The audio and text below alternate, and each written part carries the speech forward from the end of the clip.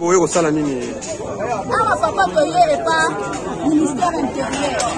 Toye, on a populé des cannabis.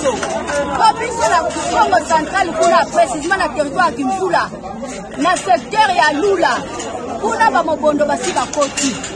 Bakoti kuna, bazoko violer, babomi ba chef de mouvement, babomi bato, batumi bandako, na minito batumisi basi bakini. Bangu moye ezali susite. Yango lelo tonyeli awa, ba konso wana, ba lobela biso, batala biso likambo. Nzela simanda kuwana, toza frontière. Biso bambe toza la frontière tokangala ba yakana ba teke.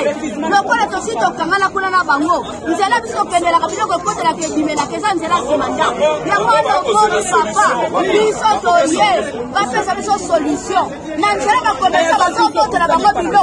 Ba soda na biso ko tshela ba barrière. Ba kotela bilo ko ba commerçant. Ba zometa ba commerçant. Soye ko sala mubulu je.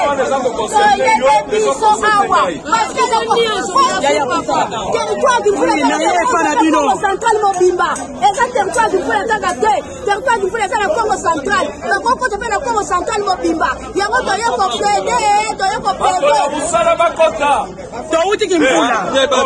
témoin vivant à l'événement où il est à Kimbula. Toye pour la solution et pas chef de l'État, pas ministre à l'intérieur.